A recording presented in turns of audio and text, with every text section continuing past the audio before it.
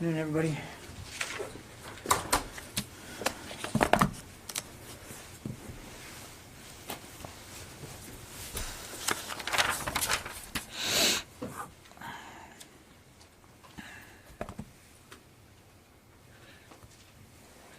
Okay, on Monday I got asked about the ways in which DoD is participating in the interagency process that helps work with veterans groups and others as we continue to relocate American citizens and SIV applicants from Afghanistan. And so my answer was pretty generic. I thought I wanted to come back and provide a little bit more context, if that's okay. The department supports the State Department-led relocation and resettlement efforts through three basic avenues. One is senior-level touch points between the State Department, the Joint Staff, and OSD. These are senior leaders that are constantly in touch. Two is embedded liaison officers that we have in the office of the coordinator for Afghan relocation efforts over at the State Department. And then three, U.S. government and private organization meetings. These private group, there's a U.S. government private group conference call, which has occurred twice weekly since the 17th of September. And that provides these groups a broader understanding of U.S. government relocation policies and information sharing that helps align with our evacuation priorities. This arrangement and the collation of data that it helps enable gives us the opportunity to better identify American citizens, legal permanent residents, and Afghans that we've committed to assist and further facilitates their evacuation. The Joint Staff and the Office of the Secretary also conduct a twice-weekly call with the CARE leadership over at the State Department, the coordinator's office, to discuss the public-private relationship and DoD state issues that are specific to relocation and resettlement. Our integration with the coordinator's office helps enable the manifesting and the evacuation of immediate family members of U.S. service members from Afghanistan, and also helps facilitate interagency discussions on the evacuations of Afghans from third country locations. So there's actually quite a bit of activity. And when I got that question the other day, I don't think I knocked it out of the park. So I just wanted to provide a little bit of extra context there. Also on a scheduling note, I think you all know U.S. Army General Laura Richardson will assume command of U.S. Southern Command from U.S. Navy Admiral Craig Fowler at 1 o'clock on Friday down at the Southcom headquarters in Florida. The Secretary will be presiding over that ceremony. General Milley will also be in attendance. We certainly wish Admiral Fowler fair winds and following seas in his next chapter, and we thank him for his decades of honorable and faithful service to our nation. The Secretary will have a lot more to say about his leadership at Southcom on Friday, and as well as welcoming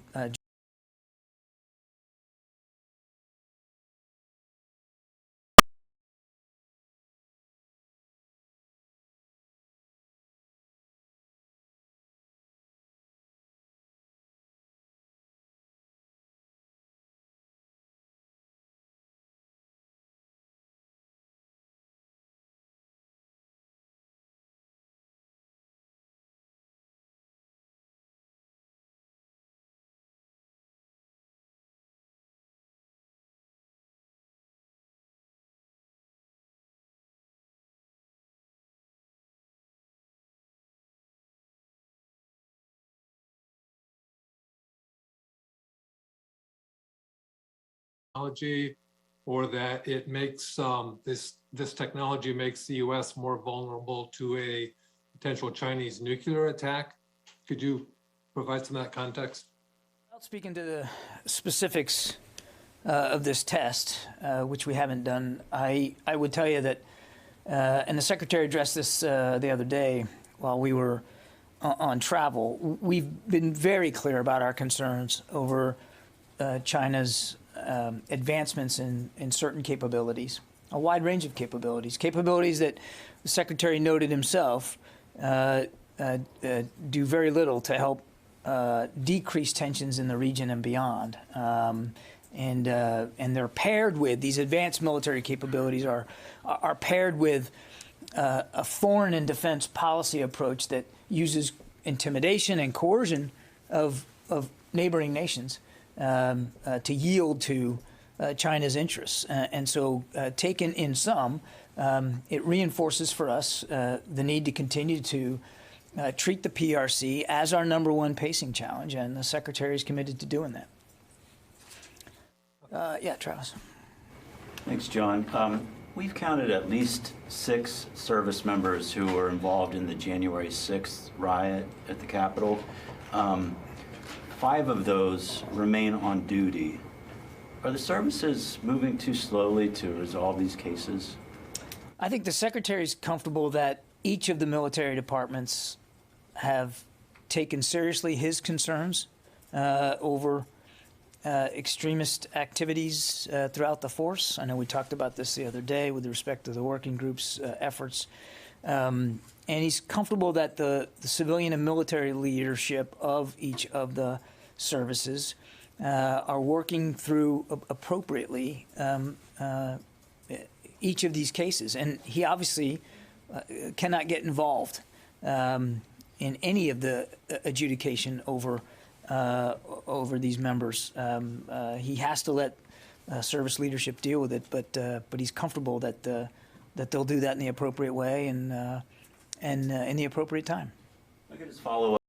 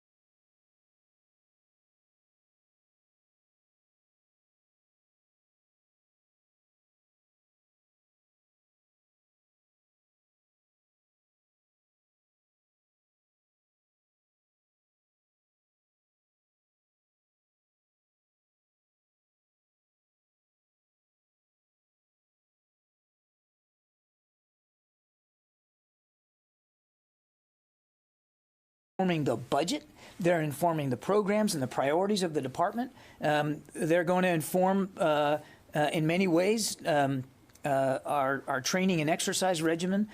So there's a lot here. A free and Indo-Pacific remains a key national security goal of the United States, and we at the department have a significant role in making sure we can protect that interest. And so, look, it's going to get China's activities are going to get factored into the global posture review as well, and the upcoming national defense strategy. So there's, I'm not going to point to one specific thing, Jen, and say that's it. that's what makes China the pacing challenge. There's a lot that goes into that, including, Jen, not just the capabilities that they're putting afield and afloat, but the way in which they're using their foreign policy in the region to coerce and intimidate. Can you just talk about the technology? Are these glide vehicles something that the U.S. has already tested? There have been several tests, some of which failed, some which were successful in the last week. Can you explain to us where things stand on the technology? There's a limit to how far we can go speaking publicly about certain capabilities, but it's in the budget. You can read it for yourself. Our own pursuit of hypersonic capabilities is real. It's tangible, and we are absolutely working towards being able to develop that capability. But I won't get into the specifics of testing and where we are. Tony. So people are going to want, people who don't follow the hypersonic issues that closely, the millions of Americans, they're going to wonder, does the United States have a defense against hypersonic missiles at this point? Does the continental U.S. have a defense? Tony, again, without getting into specific capabilities that I don't think it would be useful to speak to here at the podium, this is not a technology that is alien to us, that we haven't been thinking about for a while, and I would argue that it's not just our own pursuit of this sort of technology, but our mindfulness that we have defensive capabilities too that we need to continue to hone and to improve. And I think I'd leave it at that. Okay, fair enough. Thank you. Yeah.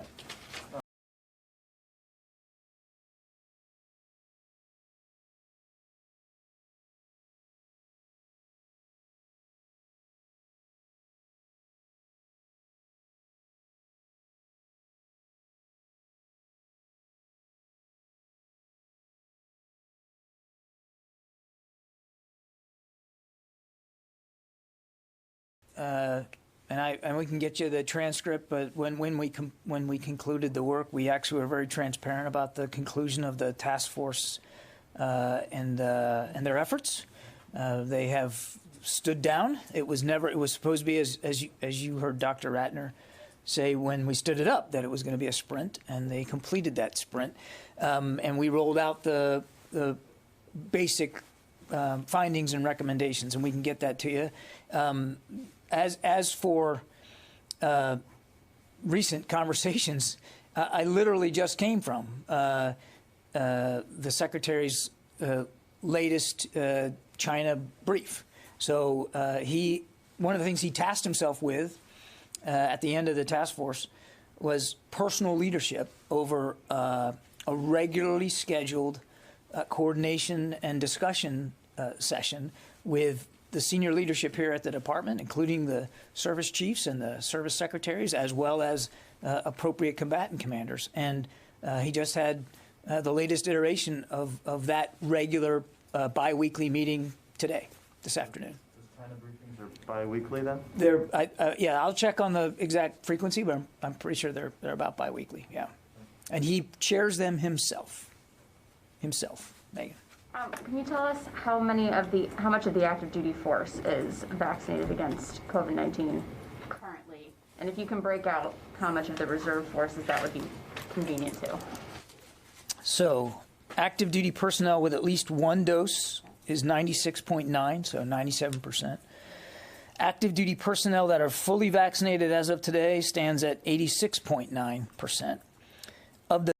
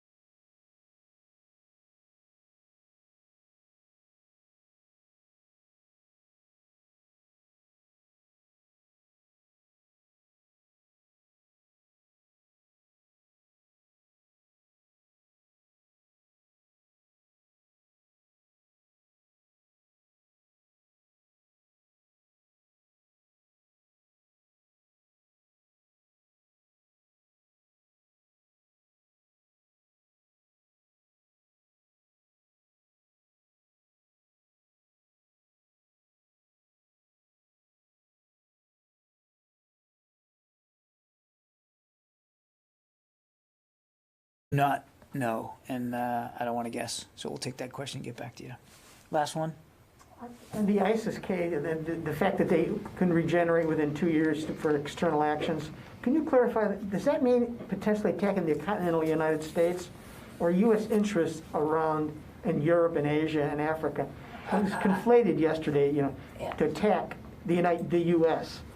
Any sense there? I don't know that there's much more granularity than what Secretary Call mentioned yesterday. That the intent is there, and that certain capabilities could also be there along that timeline. But I don't know that and I point you to the intel community, but I don't know that there's a lot more granularity in terms of what that would mean. I mean, that's still a long way away. Right. But we have to be mindful that the threat's there, and that's why we're going to stay focused on it. Okay, thank you, everybody. Sorry for being a little bit late today.